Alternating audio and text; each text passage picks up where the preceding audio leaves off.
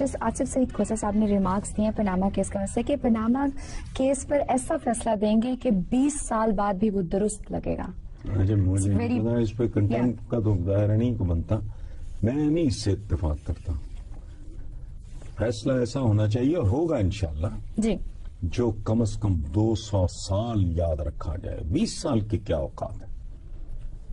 और इस तरह की साख के जजेस की मौजूदगी में मेरी दुआ है, मेरी ख्वाहिश है और मेरी उम्मीद है कि ये फैसला 200 साल नहीं, इससे भी ज्यादा लंबी उम्र पाए और कौम की समत तब्दील करे और स्पीड में इजाफा करे। हमारा इस वक्त सफर है वो रिवर्स का। तो बहरहाल खूबसूरत कमेंट है जी। अच्छा, चीनी मीडिया ने कहा है कि चीनी की आदत इस अमर को यकीनी बनाए कि पाकिस्तान को मालियाती बहरान का सामना ना करना पड़े। IMF ने भी कहा है कि नई हुकूमत के लिए कर्ज छोड़े। देखो बात सुनो, ये डार मार ये जो इस तरह के लोग हैं ना, मैं कहता हूं मैं मुतस्सिब, कोई इदारा है मुतस्सिब हो सकता। IMF झूठ बोलता है कि आप गलत कह रही हैं, मैं भी बकवास कर रहा हूं। हर आदमी अपने आप से पूछे कि वो 2-3 साल पहले ज्यादा आसूदा था या आज है। सबसे बड़ा इकोनॉमिस्ट, सबसे बड़ा माहिर माशियात होता है घर का चूल्हा। राइट। घरों के चूल्हों से पूछो, ये जो तरक्की कर रहे हैं पाकिस्तान की इकोनॉमी। मैं बयान करूं जी, मेरी फॉर्मल एजुकेशन है, मैं आम फहम तरीके से, ताकि बच्चा भी को टीनेजर भी सुने तो उसको समझ आ जाए। पाकिस्तान की मईशत एक ऐसी मोमबत्ती की तरह है जिसे दोनों तरफ से आग लगा दी गई है, और अब से नहीं, कब से। एक तरफ ये मोमबत्ती जलाई गई है किस लाइटर से? बदयांती, करप्शन, लूट मार का लाइटर। दूसरे एंड पे नाअहली का लाइटर। सो पाकिस्तानी मईशत, और याद रखना, किसी को होश है, किसी को अंदाजा है कि पाकिस्तान में फौजी पेंशनर्स की तादाद क्या है। और नेपोलियन जैसे मिलिट्री जीनियस ने कहा था कि फौजियां पेट के बल चलती हैं, जंग और दिफा बड़े महंगे काम है। जैसे ये इकोनॉमी खाई गई है, लूटी गई है, खुदा माफ करे, मुझे तो हौल उठता है। ये गपौड़ियां गप्पे छोड़ते, गलत सलत मजमून लिखते हैं, मिसगाइड करते हैं। मैं कहता हूं छोड़ो, मैं गलत कह रहा हूं। अपने चूल्हे से पूछ लो कि क्या हालात है। वो अब राजी है, ये 2 साल पहले राजी था। राइट, खत्म। अच्छा, इरफानुल्लाह मरवत की पीपल्स पार्टी में शमूलियत पर आसिफ भुट्टो जरदारी और बख्तावर भुट्टो जरदारी ने काफी शदीद मुखालफत की। देखिए बात सुने, ये पहली बार, मैं तो हमेशा कहता हूँ मरहूमा मखबूरा, पहली बार मेरा दिल किया कि मैं रिविजिट करूं, चूंकि मुझे लगा है कि पीपल्स पार्टी में जमीर नाम की कोई चीज जिंदा है।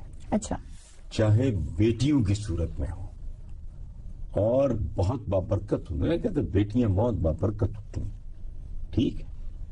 तो ये बाबरकत बेटियां हैं जिन्होंने ये आवाज उठाई है। अल्लाह बरकत डाले। I never had anything against peoples party, तो लेकिन पता नहीं क्यों मेरी सिक्स सेंस ये कहती है कि ये जुल्फकार अली भुट्टो और जियाउल हक की बाकियात के आखिरी एपिसोड्स चल रहे हैं। जियाउल हक की बाकियात, ये पनामा एंड कंपनी, और वो तो बाकियात, लेकिन ये दोनों जो हैं बच्चियां, ये बख्तावर और आसिफा, माशाल्लाह, heads of to them, right, आवाज उठाई है। और वो कहते हैं ना कि फिरौन के घर मूसा, जी, ठीक है, ठीक है। अच्छा, सिंध वाटर कमीशन की रिपोर्ट में इंकशाफ किया गया साहब कि सिंध में कहीं भी आलमी मेयार का पानी पीने के लिए दस्तयाब ही नहीं है। हम ये फेवरेट सब्जेक्ट में, देखो बात सुनो, पाकिस्तान में तो ये हो रहा है कि लाइफ सेविंग ड्रग्स, जिंदगी देने वाली दवाएं जिंदगियां छीन रही हैं। कैसे?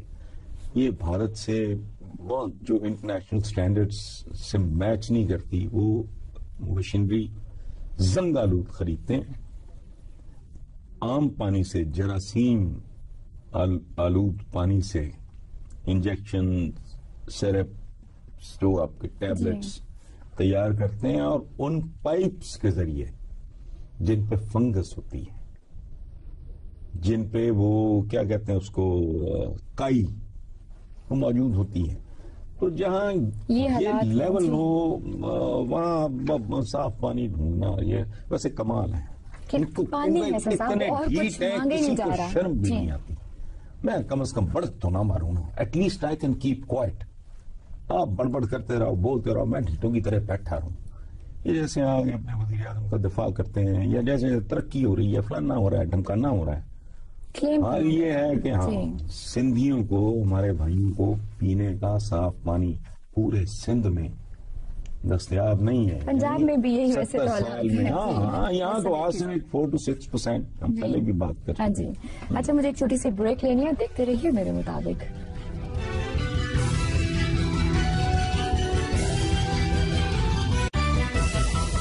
ویلکم بیک ٹو میرے مطابق. سب آن اے ویری لائٹر نوٹ مجھے ایک بات یاد آئی تھی کہ سبھاش کپور نے، جو کہ جولی LLB2 کے ڈائریکٹر بھی ہیں، رائٹر بھی ہیں، کو میسج کیا تھا کہ آپ مووی دیکھیے گا. کیا آپ نے مووی دیکھی ہے؟ ہم نے دیکھی. مجھے اس لیے بھی اچھی لگی کہ میرے وہ مزاج کے قریب تر ہے، بہت ہی قریب ہے. سو آئی انجوائڈ دا مووی، اور ان کو مبارکباد اس پہ دینی چاہیے. اور میں تو شکریہ بھی ادا کروں گا کہ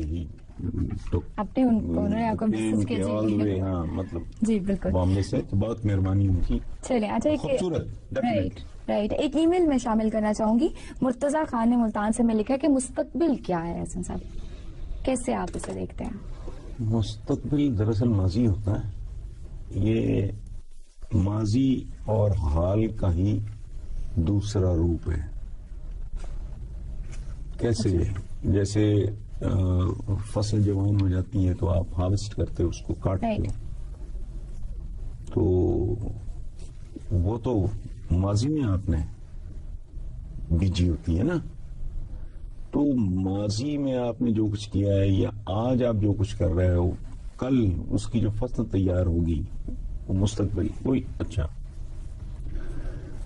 اگر کسی قوم کا، کسی فرد کا ماضی اور حال متوازن نہیں ہے تو اس کا مستقبل بھی ڈیفینیٹلی غیر متوازن ہوگا. ایک اور بات جو میں بے شمار بار کر چکا ہوں کہ جو اپنی تاریخ کو، اپنے ماضی کو مسخ کرتے ہیں، گلوریفائی کرتے ہیں، یا اپنی غلطیوں کی نشاندہی نہیں کرتے. میں خود ملامتی کی بات نہیں کر رہا کہ آپ نے اپنے آپ کو ریڈیکیولی کرنا ہے، اور قطعاً نہیں.